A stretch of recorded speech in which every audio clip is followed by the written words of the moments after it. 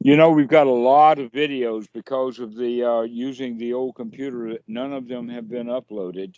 I finally got on this new computer logged on to YouTube last night to our Dhammarato 16, uh, but there's like 20 videos that have not been uploaded that all need to come, and so that'll happen in the next several days. Um, but thanks for reminding me to turn on the recorder. No problem. So what we've been talking about is the transition out of a retreat, and as we've talked before, you're about to go into one. What's your plan now? Are you Uh, are you planning on coming to Thailand or going to Burma or? yeah, I think I'll go to Thailand, but I don't have a experience schedule now. I need to wait for maybe 2 or 3 weeks, then I can decide which will be exact date that I go to Deep Purple One. Mm-hmm. I think that that's the best. Dhammavitu is a very, very good teacher. He's a good friend of mine. And sometimes Achan Po teaches, but he normally teaches in Thai language. Okay. So if you've got the site, I've already sent it to you for Deeper One. Um, so when are you planning on coming? Uh, my plan is after maybe 1 month or 2 months. Okay, that would be good. I welcome you here to this kuti. You mean live beside you? Pardon? You mean I just live beside your house? Yes, I've had a lot of students come. Many, many students have come to stay here. Uh, at least a dozen, perhaps 15 or more. Huh. Just this week, there was one point in time when there were 3 students here. For 3 students. And the porch area behind over here is a place, private place for a student to stay. And we also have a room downstairs so that we can take care of actually, two different sexes because people could share a room, especially downstairs. There's room for 4 people down there, I think. Uh, so far, so good. We haven't had that many students, but I'm expecting Tun to come back. Pablo just left, and Brenda now is at Wat Khao Tom, and she was here for a while. So we have room for students. Um, one thing is that the students like to move around from one retreat center to another. Pablo spent quite a lot of his time at Dohm Kiem. Dohm Kiem is a place where basically what you could say is that laymen from the West can come and stay and live the life as if they were a monk, and they can stay as long as they like. There is a very good monk who manages the place, and I would say right now there's probably 5 Westerners there. I don't think I can be a monk because I think you always said you need to ask the permission of your mother, right? I don't think No, no, no, no, no, no. I said live the life of a monk, not ordain. okay. To come and live the life as a layman, but go out on bendabat with the monks. To You go mean bendabat, but you would wear the same clothes that you have on here. oh you mean take on the same clothes as the monk? and go to the round. Monks in Burma will go during the morning. They will go out to take food from the layman. It's called elm round, right? Yes, in English it would be called alms round. In the Thai language, would be the same as the Pali would be pendabat. Pendabat. In English, we would say alms round. I don't even know why they would say alms round. That sounds very much more of. Excuse me a second.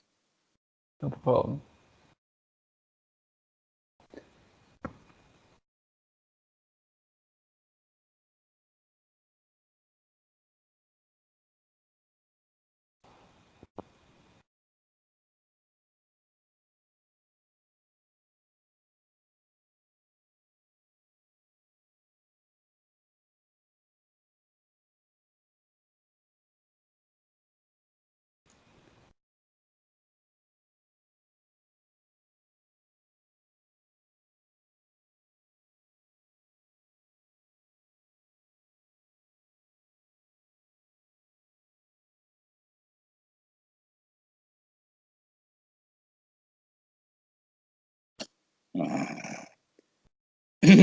I'm performing a mission of mercy right now.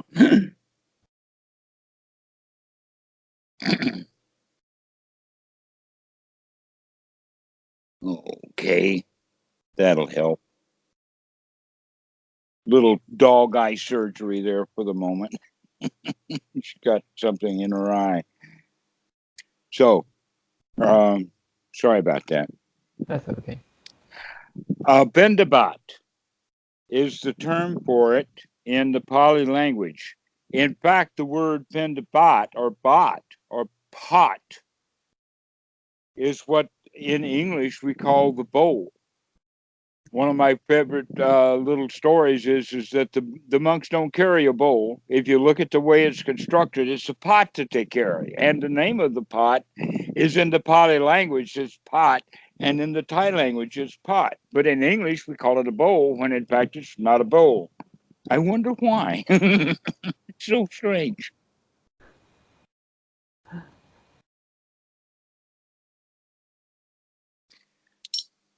So when the monks go out,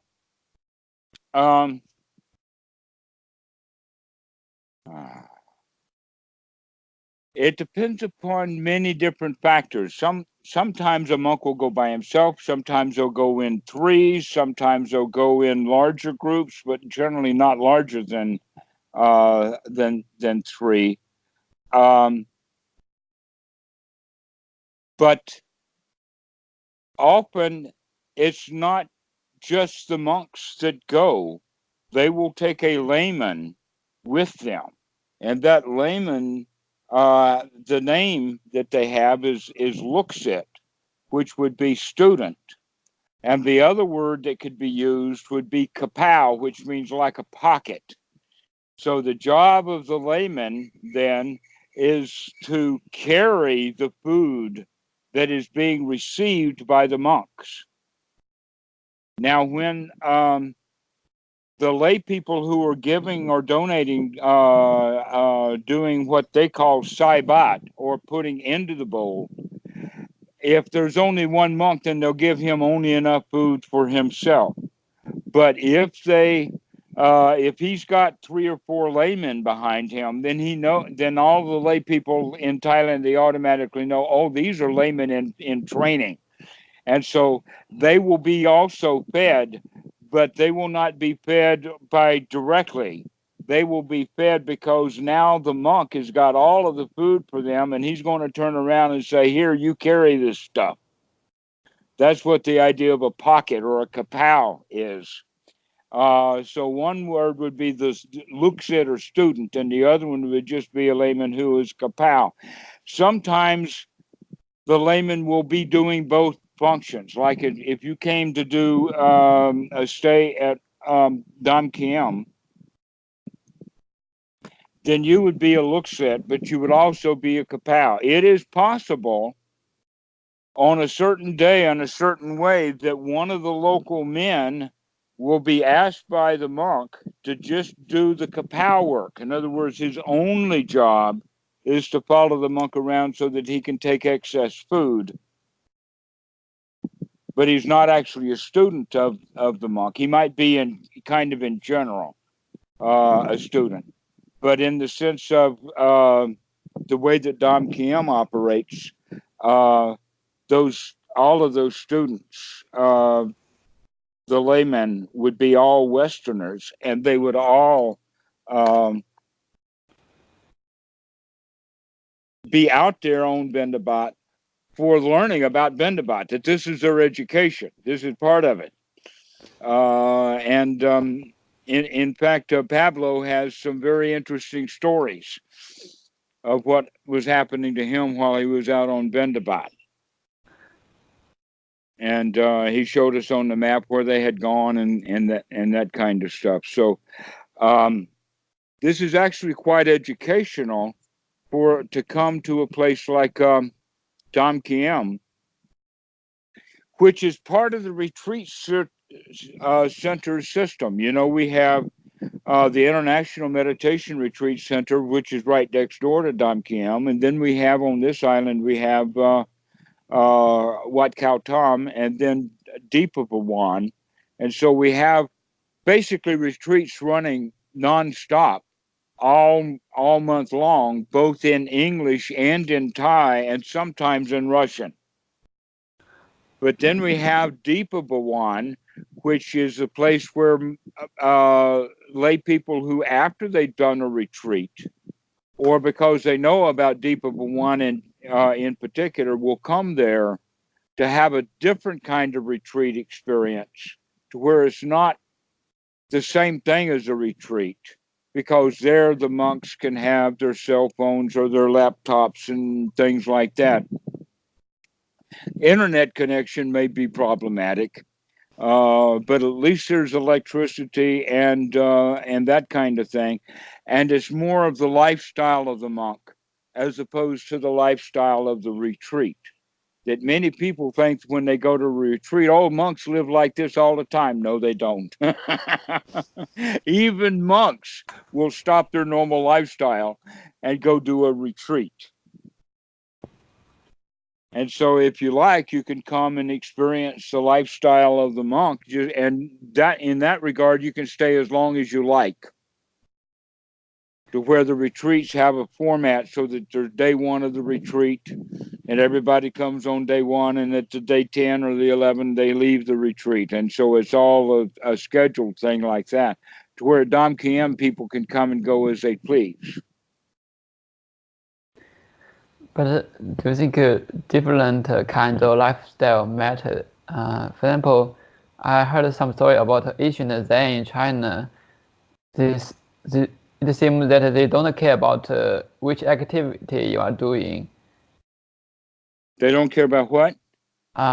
They don't care about a specific activity you are doing. Is it somewhere like when you are walking, just walking. You are washing clothes, just washing. You are eating, just eating. It seems that a specific activity doesn't matter. For example, what's the educational purpose of arms round? Well, in the early days, it was the source of food.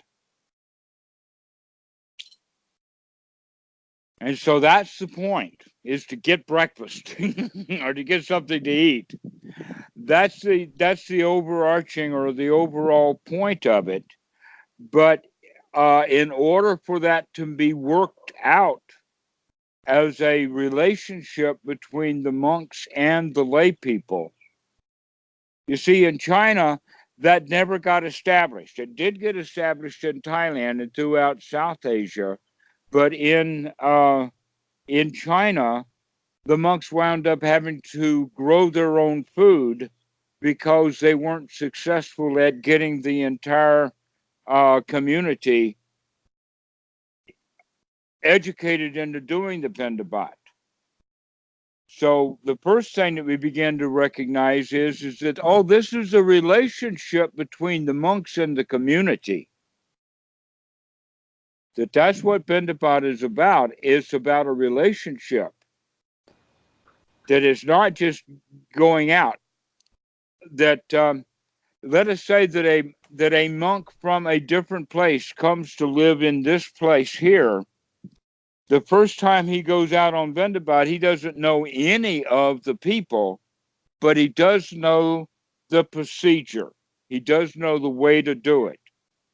But if he stays in that same place for a while and goes on that same route, then he will become familiar to the people, and they will also become familiar to him. So now let's look at individual behaviors, because this Bendabat is in fact a walking meditation par excellence. A good teacher is going to take either his lay followers, his Luksit, or he's going to take new monks who have never gone on Bendabat. He's going to take them on a route that those students will call treacherous. Treacherous, dangerous. What kind of danger? All right. The first thing that we have to talk about is that, and we'll get back to it, but in the beginning we have to understand that the Pendabat is done barefoot. It's done without shoes. So if the route is a well-worn path that's easily known, then the monks can go down that path easily. But if in fact the teacher is taking them on an unused or very little used path, then there may be creepers or plants that have thorns, so that you have to watch every step. The other possibility is gravel. That instead of walking on a dirt path, which is easy, you work on gravel, which is not easy to walk on. Another one nowadays is cement. Cement is easier to walk on, but dirt is easier, and gravel is hard to walk on. So this is what I mean by that sometimes a good meditation teacher will take the students on a route that they have to watch every step. Every step is going to be painful if you don't watch where you're stepping. So that's one thing. The next part of it is that there is kind of a balancing act between the bowl and the lid. And that the bowl and the lid, and now with laymen, they may not have to deal with this, but new monks certainly do. Achan Po would not allow me to have the bowl in a bowl bag or with a strap. In other words, I did not have it around my shoulder so that I could hold the bowl with the strap and only guide it with the hand. No, you've got to hold the bowl with the hand as well as doing all the work with it. And now you've got a lid on the bowl, and that has to be manipulated with the left hand. And if this is rainy season, you've also got to manage an umbrella. So you're now doing things that take 3 hands and you've only got 2. You're going to have to carry an umbrella, you got to manage that lid, and you got to manage that bowl without a strap. This takes a new skill to be developed.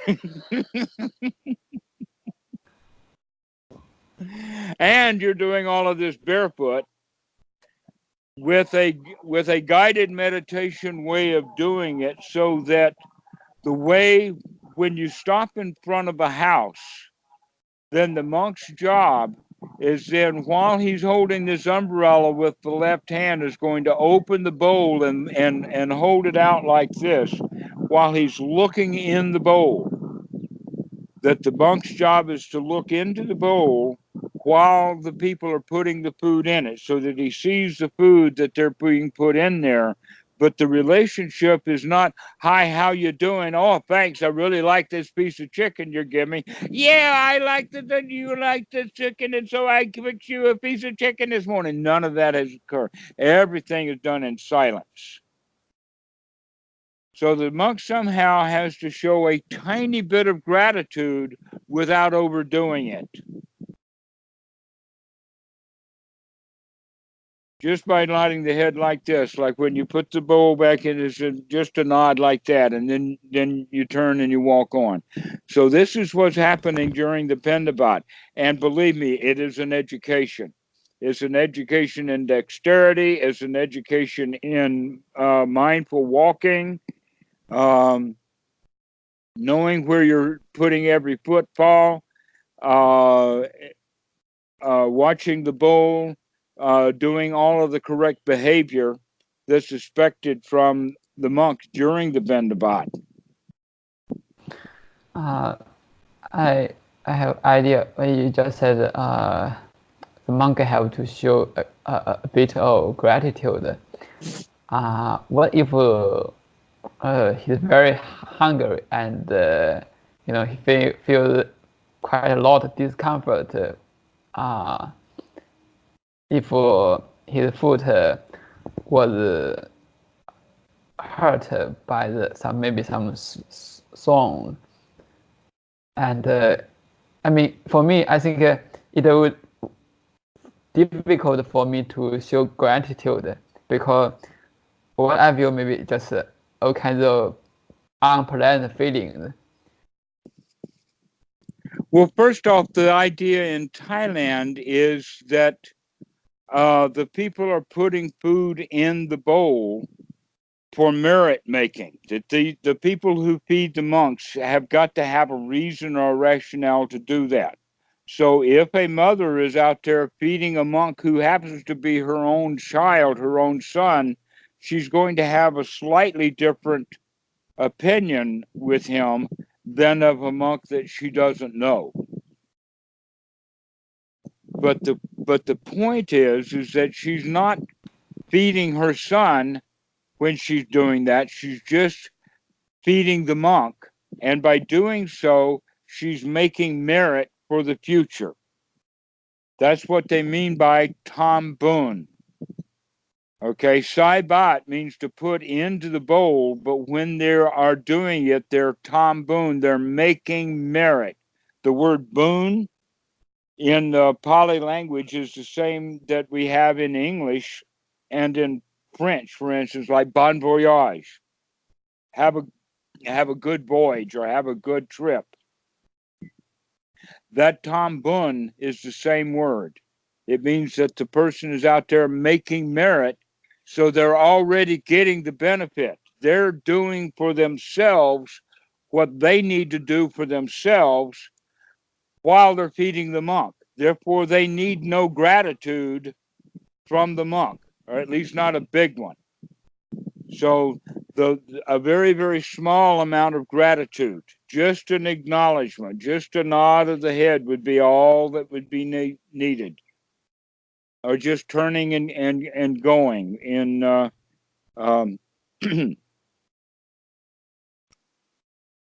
in a way that's customary. And on YouTube, by the way, you can probably find monks by just, Buddhist monks alms round, and you can see a lot of movies of them. It happens every morning all throughout Asia. I'm surprised if there wouldn't be literally dozens of videos on YouTube of the alms round.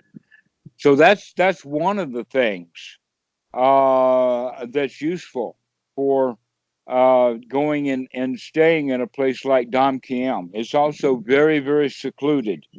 as opposed to the main temple of Wat Soen Mok, especially the front part of the temple, has a lot of lay people there all the time, all day long. There's dozens, if sometimes not hundreds, of people there.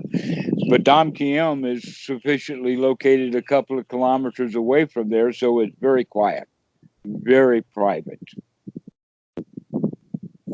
And that there will be 2 or 3 Thai monks there, and 4 or 5, or hopefully as many as 20 or 30 Westerners, or from China. We've got a lot of accommodation there. It's a very, very big place. Easily could handle 40 people. And so it's relatively empty. And that happens when the main monk, like Achan Bhikkhu Buddhadasa, when he dies and things settle down. And even Thai monks will go to find a living teacher. But things are coming back at Wat Soen Mok. It's really on the grow now. Now that it's been 93, 2000, about 28 years since Bhikkhu Buddhadasa died. And that things are really beginning to pick up again. There's always been a large number of people in Bangkok who have been devoted to Bhikkhu Buddhadasa. His main following is actually in Bangkok, as opposed to Chaya. You could say maybe 10 or 20% of the people in Chaya, and only a tiny fraction of those in Bangkok. But a tiny fraction of 20 million people winds up being many, many hundreds of people. They have buses that they come down to Wat Soen Mok on a regular basis, and even people who manage the temple and manage the finances stay in Bangkok, but they manage the temple here in Chaya. So that's what has happened, and that Dom Kiem is also not well known. That I'm hoping, in fact, that some people can listen to this talk about it on the internet, and they'll say, "Yeah, I'll go to Dom Kiem. That sounds like a worthwhile place, especially because the room and board are cheap." Yeah, there's no fee for housing, and your food is by following monks around. I see. But I still couldn't understand how lay people will get a merit by giving food to the monks. Sometimes even but I haven't done arm round. If I do that, I may feel that feel a bit guilty about that, because I mean, you can earn a living without asking other people food.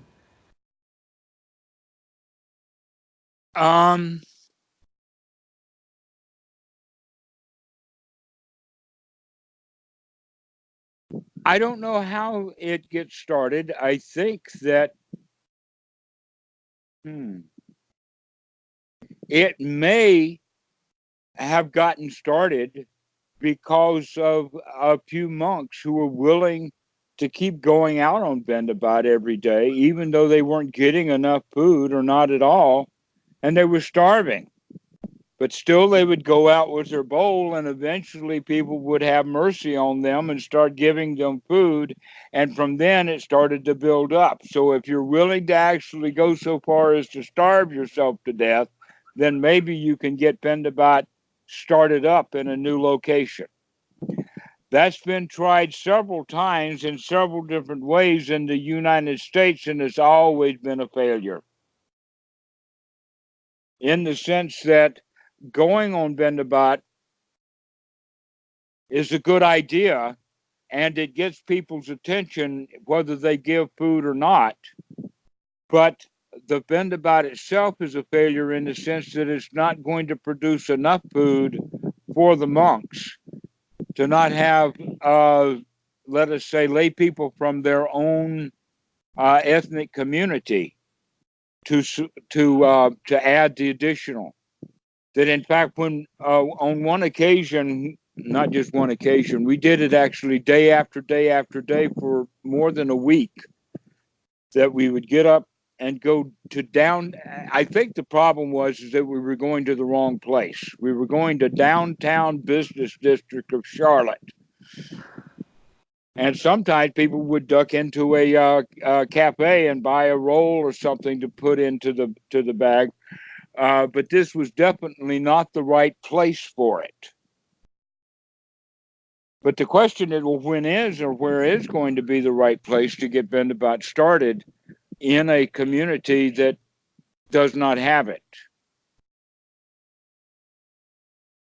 But if the monks are willing to starve to death to get Bendabat going, I think that they can get it going that way. In other words, if the monks came from India to Thailand to teach the Dhamma, and they did not have a bunch of Indians come with them to feed them, then they would have to have relied upon the Thai people or starved. And they may have gotten to the point of starving before they got the Thai people to start to feed them.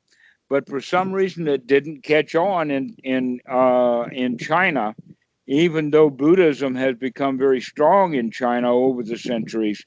Still, the Bendabat didn't catch on.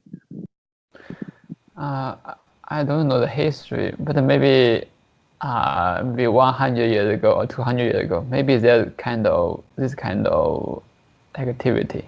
I'm not sure about that. But in modern China, yeah, I haven't seen monks going arm around. So you don't have any history of the monks in China going on alms round?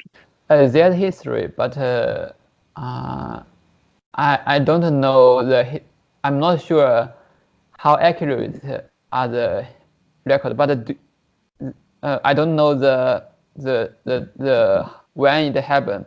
But anyhow, it's seen in Chinese literature that would describe monks going arm around. I think it should have happened before. But nowadays in modern China, I think it's very rare to see such activity. It depends upon what time of day it is here in Thailand, and that's very interesting. When I was in Cambodia, I got up one morning and went on alms round, and that I was actually visiting there, and there were no temples in this particular neighborhood. And so we were staying in a house that had lay people, and me not knowing their plan, I just got up to go to Bendabat, and it was a magical thing because the people did not expect several things. One was there's generally no monks in this area anyway because there's no temple anywhere nearby. Number two, I'm out early in the morning, and I found out that in Cambodia the monks go later in the morning, say from 10 to 11 or from 11 up until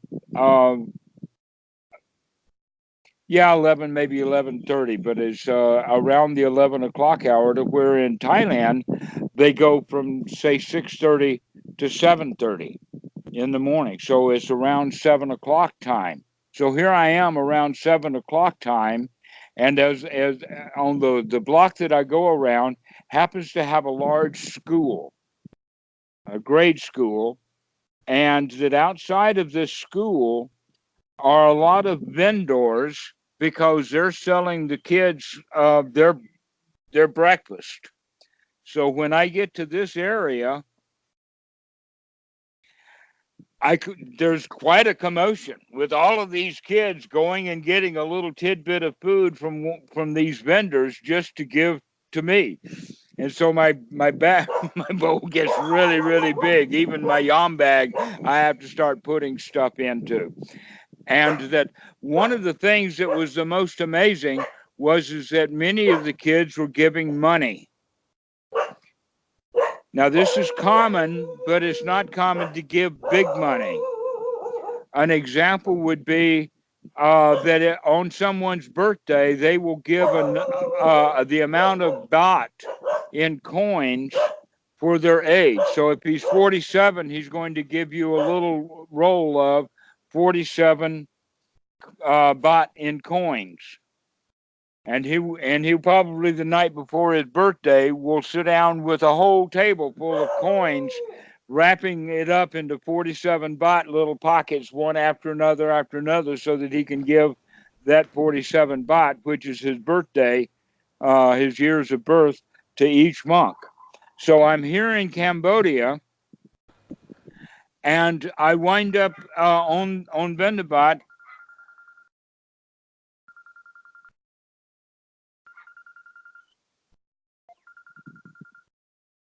I don't know who this is. Hang on a second. Hello? Bang bye. Mayu.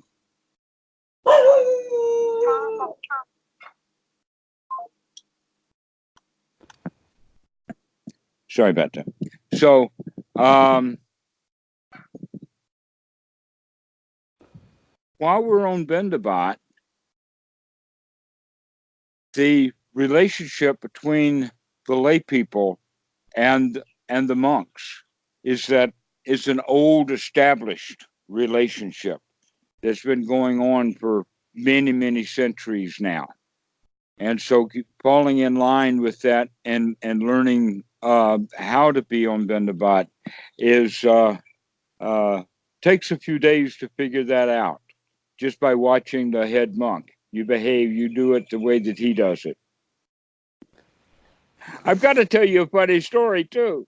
And that is that while I was learning to manipulate the umbrella and the bowl and the lid of the bowl, I had the idea that, oh, well, maybe since I don't have a bowl bag to carry, maybe I can take a string.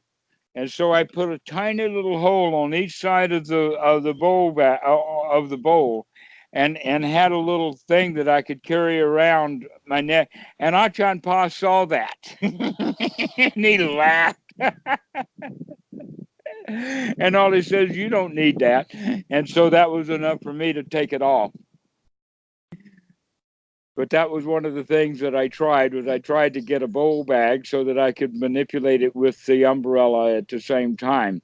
But I learned to eventually figure out how to hold an umbrella and manipulate while I'm holding the umbrella the lid of the bowl. They've got a very stylized way of carrying it. So these are the kinds of things that would be available at Khao Thom. But getting back to the story about the money at this alms round that I was doing in Cambodia, when I finished the alms round, in fact, when the entourage that I was with saw me coming, they were kind of relieved because they didn't know where I had gone, because I'd gone out for Vendabat when they were expecting to feed me in their house. But when I got back, I had a stack of money that was literally this high. It was a huge stack of money. But when you look through the exchange rates, it's only about $3. The whole thing, that whole stack of money was only about $3 because the chat is only 1/100th of a baht.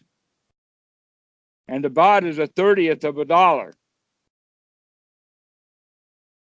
So that means that there's 3,000 chat per dollar. And in Cambodia at the time, the common currency is American dollars because their local currency had fallen apart at that time. That was 2002 is when I was there. So they gave him a lot of money on this particular alms round simply because there were so many people It was really, I mean, it was a huge crowd of people, many, many hundreds of students. Every one of them lined up. One of them would have a chocolate, something, another, not chocolate, but some sweet. But most of them would give me a little bit of money, and it was folding money. It wasn't a lot of coins, but the folding money is not, it's like a penny for each note. Um, that's because it's part of the culture. You see, if I had done that in any other place outside of Southeast Asia, if I'd have done that in China, nobody would have done anything. Doing it in America, nobody did anything. But I was doing it in Cambodia, and I was getting a huge amount of attention. Yeah, but who would benefit from those things? Because for example, you said the layman will get the merit, but that's not so convincing. Yes, but we have to look at that merit in several different ways. One of the ways of looking at the merit making is magical. And a lot of people see it as magical. But the reality is that it is some real practical value, some real benefits to that. One of them is that the monks then, other than alms round itself being a little bit of a difficulty, food is available. In other words, that's not a detriment. Oh, if I become a monk, I'll starve to death. No, there is a method that they have for that. The next point is that normally the monks who are out on Bendabat, many of them will be going to a neighborhood that they're well known. Maybe even the son of one of the people who were standing out there. And so it keeps the community bound together. Not only that, but the people who are feeding the monks gain joy for that. They think that they're doing their part, that they're contributing, that they feel good about their generosity. And so they get the benefit of the generosity. They get the benefit of the social cohesion. They get the benefit of knowing that their own son is getting fed. And so there's a whole lot of practical things that are going on top of the magical stuff. So Tom Boone does not have to be, the good does not have to be magical. There are actual practical things that are there. That the people feel humble. Everybody feels good about the Bendabat. It's really is a cultural treasure in Thailand and in Burma and in Cambodia and in Sri Lanka and Laos and the other Theravada countries. Okay, that makes sense. Because because my first impression is that the layman didn't get any benefit. So then if I receive their food, I would feel guilty about the food. You would feel guilty about what? About accepting their food. I mean, I have no reason to accept their food. So did I. With the thoughts about these people are poor. Here I am dressed up like a monk, but my background is such that the kind of incomes that I've had in the past would be such that I could build this lady a house. And here I am taking a spoonful of rice or a little fish or a banana from her. And that was really humiliating. It wasn't humbling, it was humiliating. And that was a good training for me. to recognize that this quality of generosity is the quality of wealth itself, not the money. That when we think of it in the sense of the money, that's when we feel guilty or feel humiliated or whatnot like that. But when we see that we're actually participating in a cultural event that brings joy to everyone, and here I'm the odd one out because I'm the one who's got my nose in the air thinking I'm better than these people.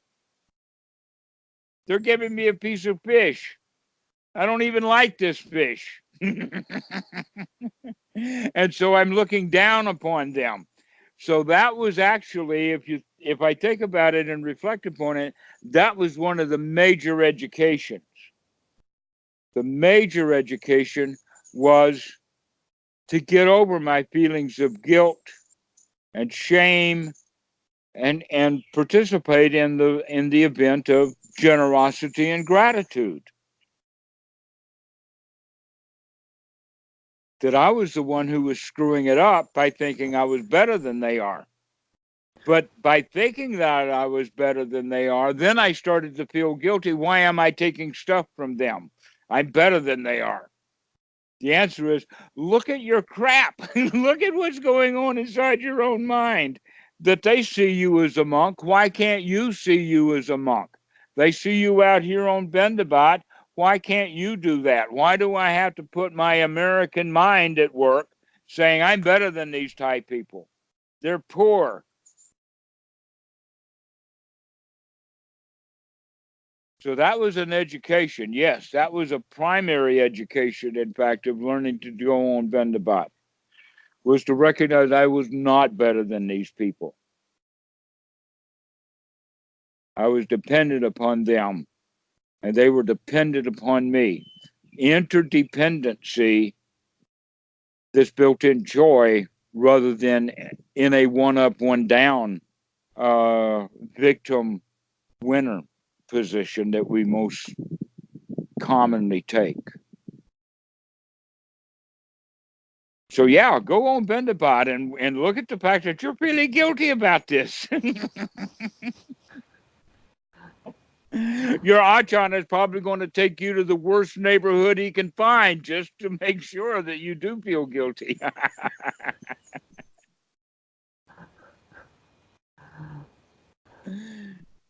Okay, so that makes sense now. Yeah, it does make sense, doesn't it? When we understand what the actual training is, that it's not based upon one up, one down, or money or any of that kind of stuff. It's based upon genuine care. Yeah, but for the solution, I mean, there's still people starving in the world. Do you think, personally, I'm not convinced that this is a real solution. I mean, there's a pair of concepts like physical suffering and mental suffering. This could eliminate the mental suffering, but it didn't provide a real solution for physical suffering, like starving or disease, such a thing. All right, I can address that. In fact, let's look at two of them. One is hunger, and the other one is toughening up the feet.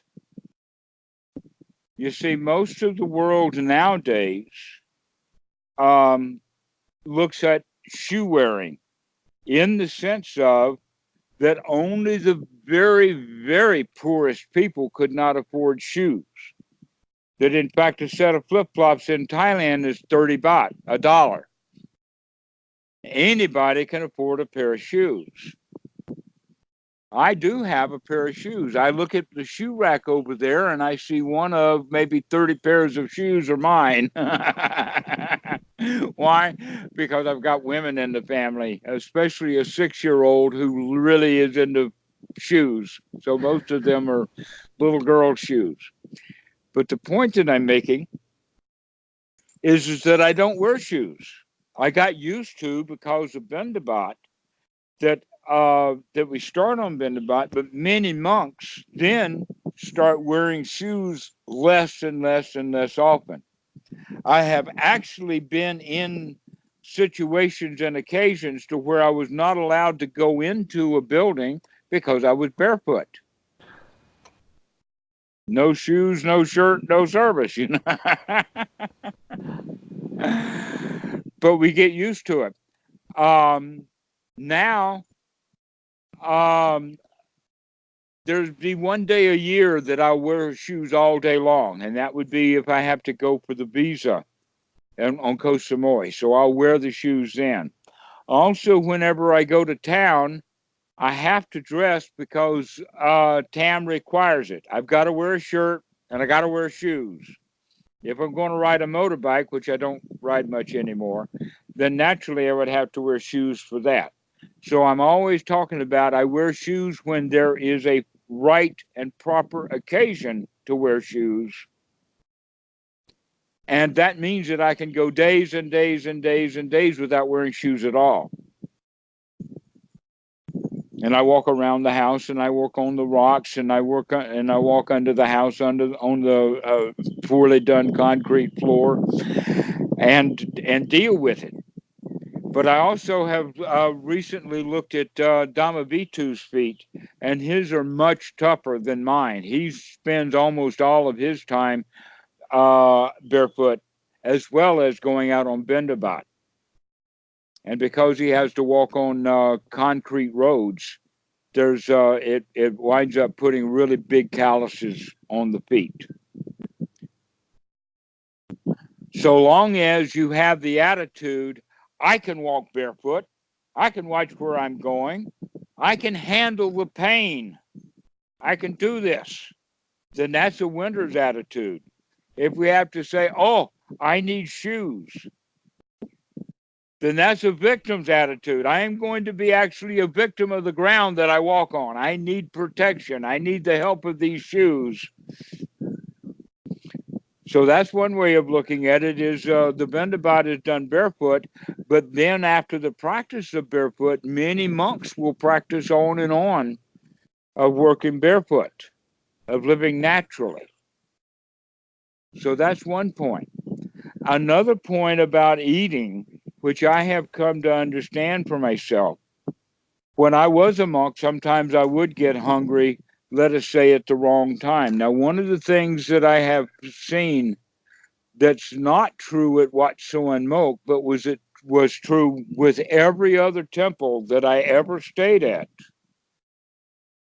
would be that somewhere or another on the premises, in the kitchen or whatever, will be a refrigerator and a storage of food that the monks can get to, that the monks are not actually required to be very hungry if they get food.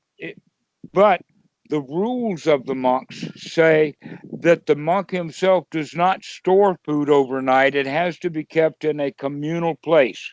There's actually a word in the Pali for a kitchen, and that's where the food is to be kept because it can be kept there, let's say, properly stored against animals.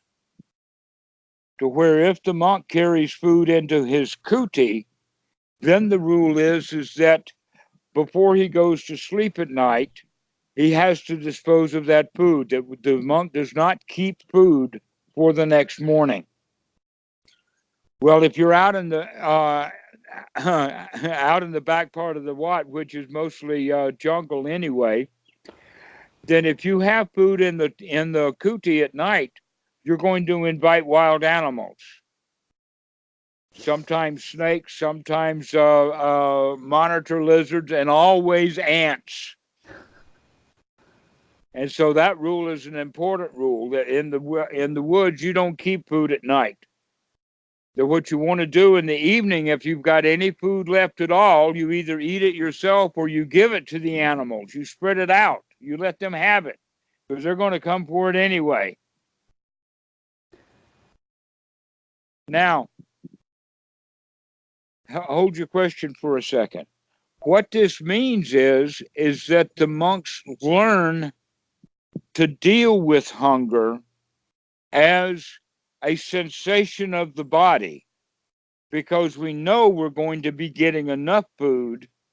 Maybe it's going to be tomorrow morning. And so, what has happened to me over my lifetime of being in and out of the monkhood and living like a monk when I'm a layman, there is very, very little hunger left. Now I do not eat when I'm hungry. I eat when I'm told to eat, because I very rarely ever get hungry. That if you can learn to if you can learn to live for a few hours without food, knowing that you are going to get fed, so that you're not working with the mentality of, oh, if I don't eat, I'll starve. Oh, I'm so hungry. Oh, I'm a victim of my own stomach. We have the attitude of, yeah, the stomach has a sensation, but I'm okay. And then that sensation becomes less and less important and less strong.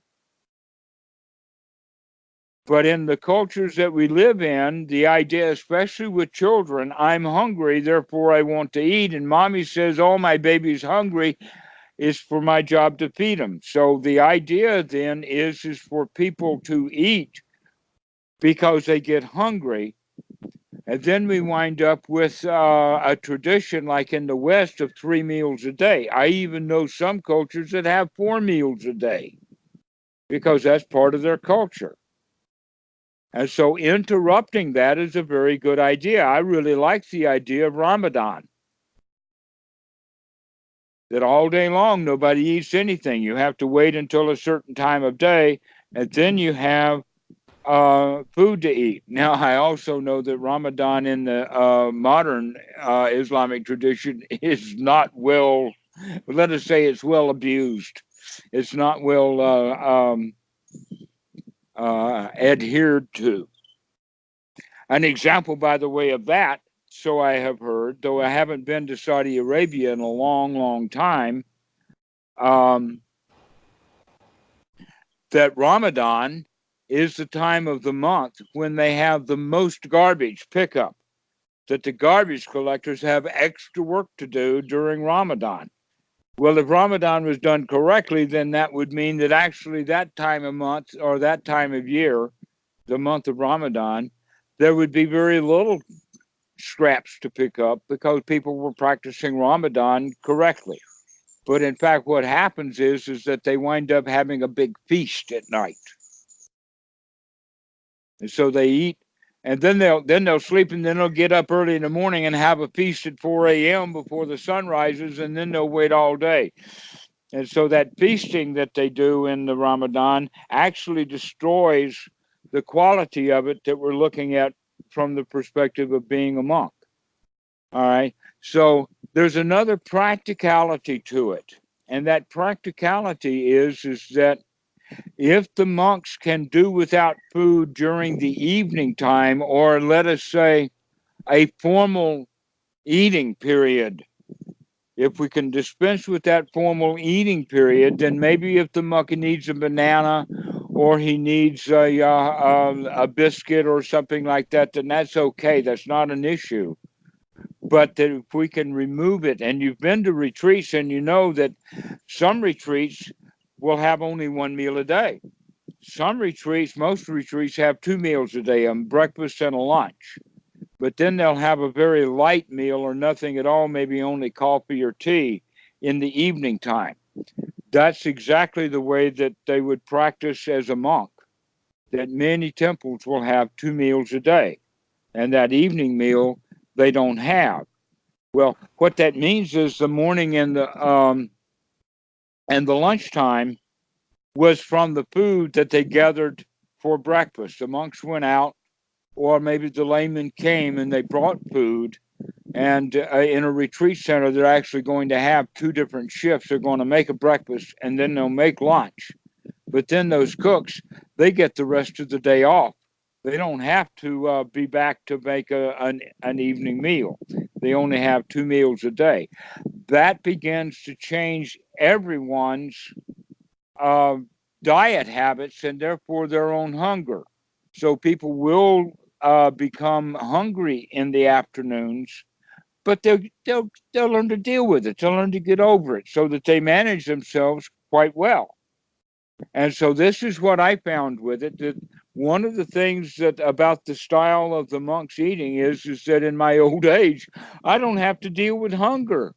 I'm not hungry. Or let us say the sensations that the stomach has do not rise to the level that I would call hunger.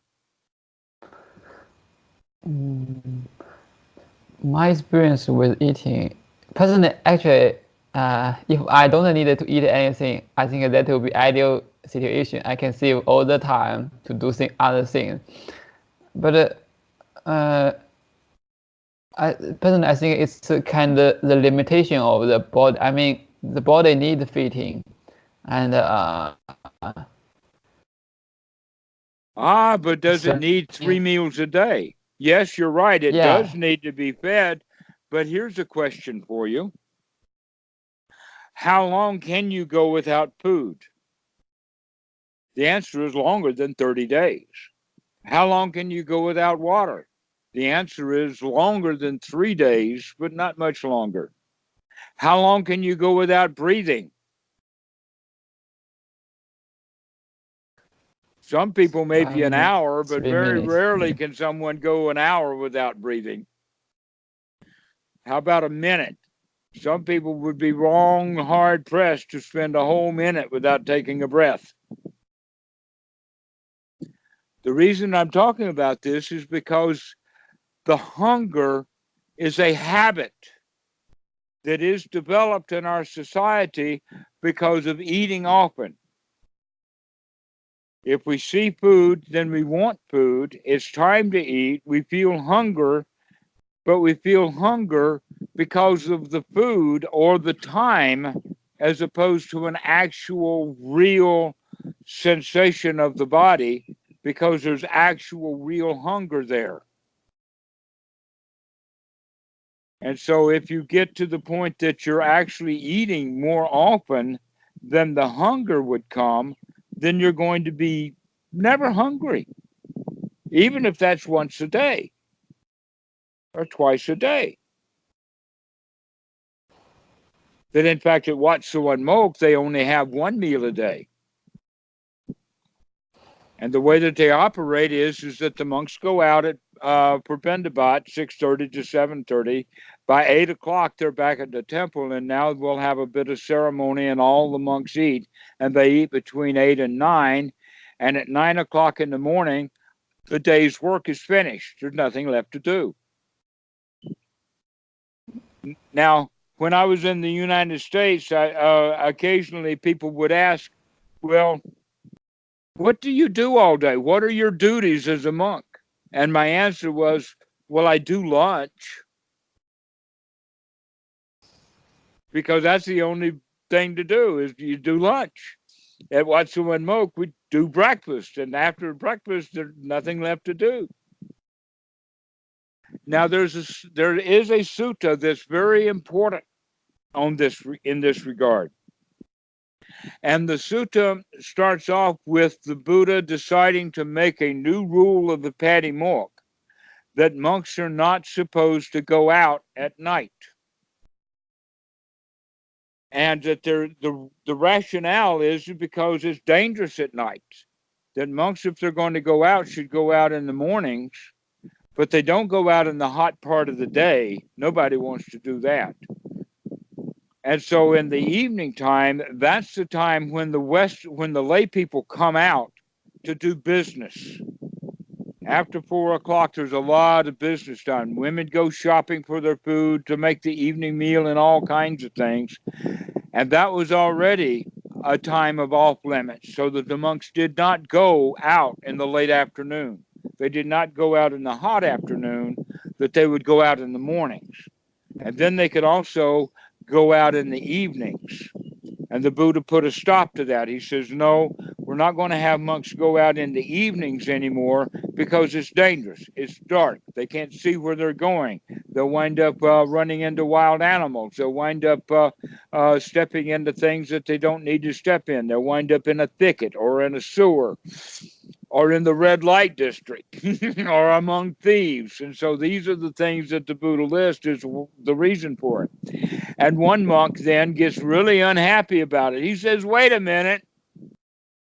And this is the place where I recognized I had made a major mistake, you saw, because I thought that the Buddha was sending the monks out in India in the time of the Buddha because that was the time when the food was out and available. The answer is no. The food that was out and available at 7 in the morning was the food that was left over from the evening meals, and that the monks would get leftovers. That the best time to get food was in the evening times because that's when the food was prepared for a big family meal together. And that's when the Buddha put a stop to that. No, don't go out at night to disturb the families while they're eating. You wait till the next morning so that you can get the leftovers. This monk did not like that. And he got angry. And so the Buddha gave him a dispensation that is now very important to know for every one of us. And he said it this way, that collect enough food that you need in the bowl when you go out for Vendabat, and then when you eat with the monks in the morning, eat some of it, and then the bowl contents you can take with you. And you can eat it when you want to throughout the day. That the issue is not and by the way, the precept is Wakala Bojana We Ramanesa Kabadam Samatiyami, but this Wakala Bojana is not eating at the right time, it's getting food at the right time. Major difference. If you got the food in the morning, you can eat it in the evening, but you can't store it overnight. If you go into the evening time and you've got so much food that you're full and you're not going to eat anymore, then the rest of it has to be given to the animals because they're going to come into the kuti and get it anyway and maybe eat you while they're there. And so this is the way that it goes, that monks can eat in the evening, but they cannot go out and collect food, which means that they are not in ceremony with the lay people, either on Vendabat or at the temple. That this is food that's specifically, and that's why I was talking about there is a refrigerator then in the Watts in the United States, and you can hear the monks at night. They go down there like little mice and they'll get a little snack or whatever, and that's all cool. There's no problem with it. No need to feel guilty. But we're dealing with hunger now in a completely different way because the understanding and the idea is to be free from the suffering of hunger by managing and working with it also. And that's surprising. I never think about this when I'm working with lay people, but now that we're talking about the possibility of going and staying at Dohm Kiem, then you can see the reason the retreats are set that way is because that's the way of the practice of the monks, is to learn to get over these feelings of hunger, that you're a better man than your stomach. You got a stronger mind than your stomach does. That it's just a sensation, it's just hunger. And all it is just emptiness. But since we're empty inside anyway, we might as well enjoy the feeling of hunger. That in fact, that's something that's quite interesting, that if people really want to lose weight, then one of the important things for them to do is to learn to enjoy the feeling of hunger. Why? Because while they're hungry, they're losing weight. When they're full of food and not hungry, that's when they're not losing weight. And so one of the qualities of a good diet is for people to get used to being hungry and liking it. I mean, food is not issue. I think most of the time I don't eat food for pleasure. And I'm also interested in observing the hunger as a kind of raw sensation. My only concern is that sometimes if you don't you starve yourself too often, there will have some permanent damage to your stomach. There will be health issue. As long as there's no health. That may be true, but not once a day. Once or twice a day eating is not going to cause any damage. Believe me, I've got 400,000 monks in Thailand right now as a good example that none of them have got eating disorders. None of them have stomach problems. I'm not sure if it's because my stomach have some issue, because during the retreat in Burma, I would wake up because there was gas in my stomach. I think it's caused by hunger or starving.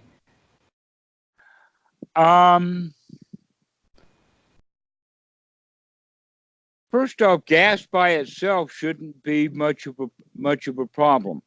Here's one thing that I'll also put in with that, and that is there are certain diseases and certain illnesses that have to be taken into consideration by the people who have it. One would be hypoglycemia, to where if a person doesn't get food very often, then they get very weak.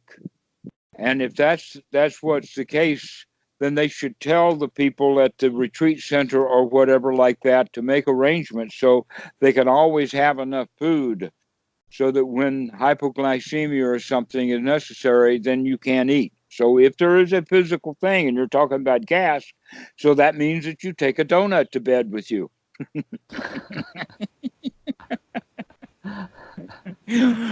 Or a dinner roll or something like that. Not a lot of food, but enough to where it knocks the problem out of the way.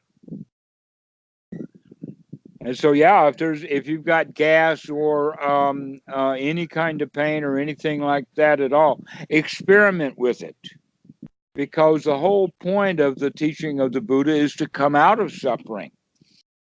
And yet, you can see a lot of people say, "Wait a minute, some of the training is suffering." The answer to that is, with the wrong attitude, you're right, it is. It is. There's a lot of suffering. People get hungry, they don't like it. But with the right attitude, we can say, all right, okay, that the tummy has a sensation. I can deal with that. There'll be food enough. Settle down, boy. You'll be okay. Or if we need to have food, if we are hungry, then we can, in fact, get something to eat. That is not that kind of hard and fast rule. It's a very, very minor rule. And that the important rule is to not cause other people disturbances over your food. For instance, going out at night, for the monks to go out. So no, the monks don't go out at night. They stay at home. Now, in some places, there are some reasons to have ceremonies at night because there's just no other way to do it. Logistics or whatnot. I've actually had to attend a funeral at night simply because there were so many people dying that was the only time the cremation or the crematorium was available. It was in the evening, I think about 9 o'clock. They said, well, we're going to be full for the next several days, but you can have more, you can do yours at 9 o'clock. And so the monks are there from 7 to 9 in the evening, but no food is being served because of the old tradition. Where normally, if it were going to be, say, a funeral at 2 in the afternoon, then the monks are going to have a big lunch by the family, followed by a ceremony, followed by the actual cremation. But if the cremation is at night for some reason, then there's not going to be any food served because of this idea that the monks don't go out at night for food. Now, here's one more thing. In the Vinaya, in the rules of the order, there is the story about Wakalabhojana, about going, uh, let us say, getting food at the wrong time. That the story is that there was a festival on the side of a mountain. It was a mountain festival, and you could think of it something like in the United States, they have state fairs or county fairs. It's a place where uh, traveling vendors come and set up to sell things. Other traveling vendors come to set up for entertainment or rides, or you go through there and you see their snakes in a jar, or you ride on their ride or whatever like this. So that would be a place where people would go and collect together for their own reasons, not to have a bunch of monks show up. And so, in this case, in this festival, the monks went there. They did their bendabat. They came back and they had huge amounts of food to share with the other monks. And so the other monk says, "Where did all of this stuff come from?" And they say, "Oh, we went to the festival. And there was a lot of food vendors." That, in fact, reminds me about the school with all the food vendors when I was out on Vendabat at the school in Cambodia. It just happened to have been. So, if you look at it like that, a festival looks like a really good place for monks to go get Vendabat. They're going to get a lot of stuff because they've got the people who sell the food and they've got the people who are going to buy the food to give to you. All right. But the point is that they're not there to feed the monks. They're there for their own entertainment. While they may feed the monks and give the monks a lot of food, something's wrong here. This is the wrong time. Actually, it's the wrong place. So that's what we mean by eating at the wrong time is actually gathering food. So these monks were chastised, and this is the story that gets into the Vinaya, is the monks are not supposed to go out to gather food when the lay people have something else to do. And that's what we mean by Wakalabhojana. It's not when the monk eats the food, but you can see that that's all gotten confused with the Buddhist religion. They start making rules. An example of that rule would be that the monks are not supposed to eat after 12 o'clock high noon. No, the Buddha just doesn't want the monks to go out into the afternoon. So the rule makers, what I call the church ladies, who are trying to say, no, we got to have hard and fast rules. We can't have any of these rules based upon wisdom and the right thing. We've got to make some hard rules. No eating after 12 o'clock. Well, the Buddha didn't have a clock. The Buddha didn't have a clock. So what is this after 12 o'clock stuff? Basically, you can say, well, in the old days, they could tell time, at least a bit of it, with the shadow.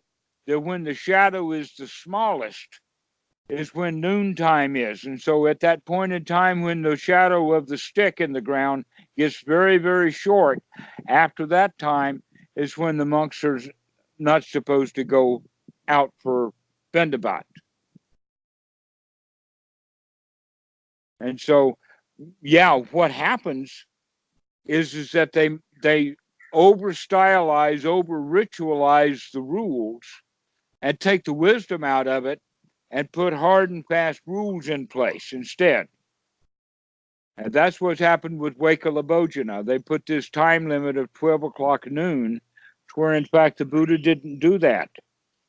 He was looking more of it from the sense of what is appropriate at this particular time of day, rather than what time is it. And so whenever you think about Weka Labojana, remember that it's based in wisdom, that it's not based on a set of rules, that the rules come from rule keepers who don't have any wisdom. All they've got left is the rules. But when you have real wisdom, you don't need the rules. Yeah, that's the first time I knew that Buddha didn't make a rule that no eating after noon.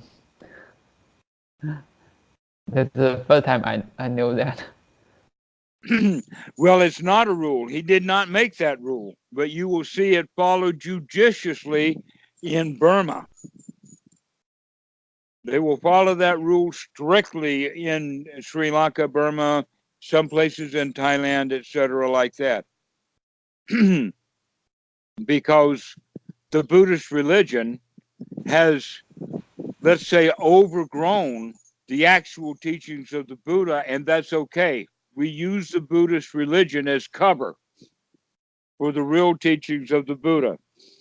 And now, 2,500 years later, I think that it's time that we can let the real teaching of the Buddha out to the world. That there was a time when the real teachings of the Buddha were most dangerous. When the religions were very, very strong, they hated Buddhism. All of the religions hated Buddhism more than anything else, even more than atheists. Atheists they can manage, but Buddhists, no, Buddhists are really dangerous.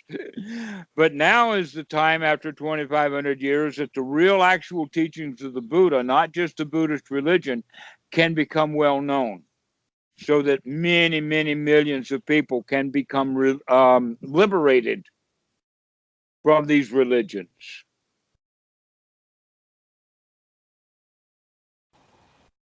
But you can see that Buddhism also became a religion, almost in self-protection. It had to become a religion in order to survive the other religions. And who turned it into religion are the people who make the rules. That's the ones who made it a religion. When you take the religion, when you take the Buddhist religion and take all the rules out of it, now you've got the teachings of the Buddha again. Yeah, I think every organization has the tendency to preserve itself. Yes, it actually is. That's it's self-preservation. Exactly. So anyway, before we turned the video on, we had talked about your practice and what that was, and then we turned the video, and now we've been talking about your travel plans. And I've been strongly promoting perhaps you can go do Dhammarato Kiem, because there's no time limit. To where with Deepa Bhawan, because it's structured into retreat schedule, you'll have to do more careful planning of when you arrive. But in any case, you let me know when you're wanting to come, and I'll guide you through all of the logistics that you will need to get here, or to Dhammarato Kiem, or to Deepa Bhawan. I'll help you out with that when it's time. So we'll keep track of that. There's about a month or so now, you're saying. Yeah, I think so. So you have that kind of time off. That's good.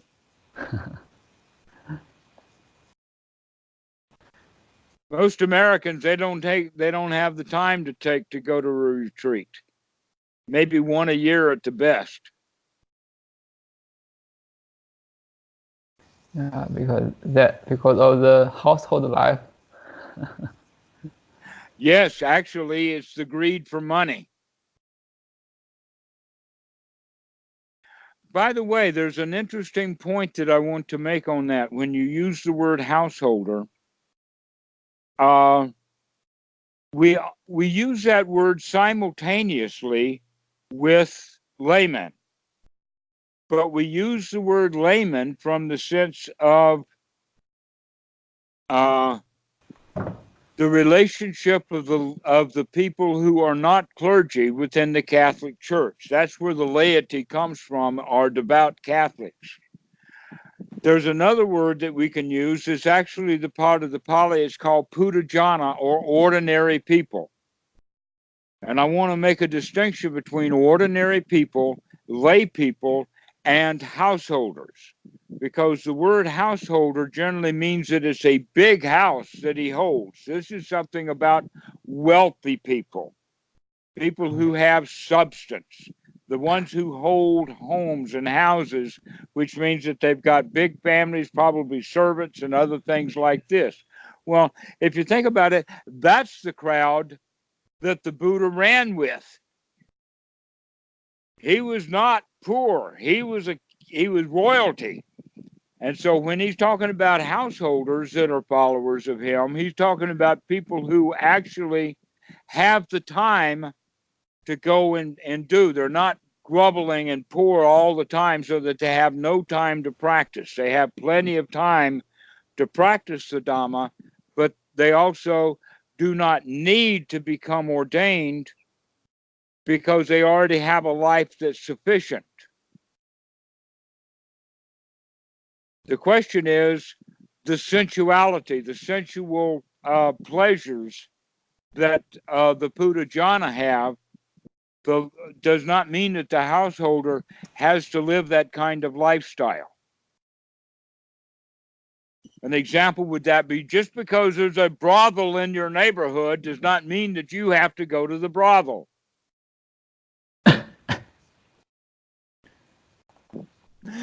That's one of the ways of talking about it. So we have this distinction of householders and Puttajana, and then we have this intermediate level of laymen, and we use that term a lot in Buddhism, which means actually the people who come on a regular basis to the temple. There is a word for that, and that word is upasika. Upasika is, in fact, a lot of people will actually use that as part of their name, which means I'm a devoted lay follower of the Buddha, but I may not be wealthy enough to have a house, so I have to live my life as a poor man because I've got to work and struggle, etc., like that. But that I'm still going to live my life as close to the Dhamma as I can. So we wind up with these three groups of lay people. The householder, the one who really can dedicate because he's got a really easy life already. The upasika, which are the ones who don't have so much money, they will stay around monks. They may live at the temple, etc., like that, but they continue to live the lay life as close to a monk as they can. And then you have the ordinary people.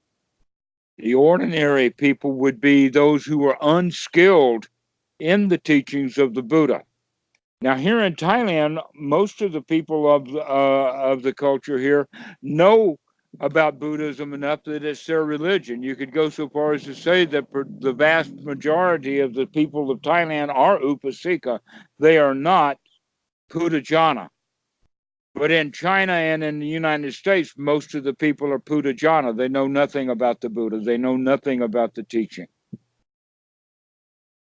Or what they do know is not up to the level of skill to where it's of any value to them.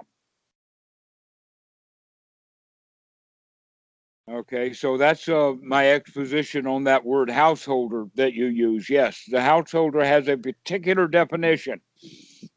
Yeah, I seem to misuse that word. A lot of people say, oh, a householder means anybody who's not a monk. No, it does not mean anybody who's not a monk. It's talking about actually the people who have the time and the skills and the effort to put really deeply into the Dhamma. They become upasika. I see. All right. Do you have any other questions or any other buzzwords? Not for now. Not for now. Great. Okay. Well, I'm going to let you go then, and we'll post this video along with the others when I get around to it. So, Coiby, we see you later. Yeah, see you. Thank you. Bye bye. Okay, bye bye.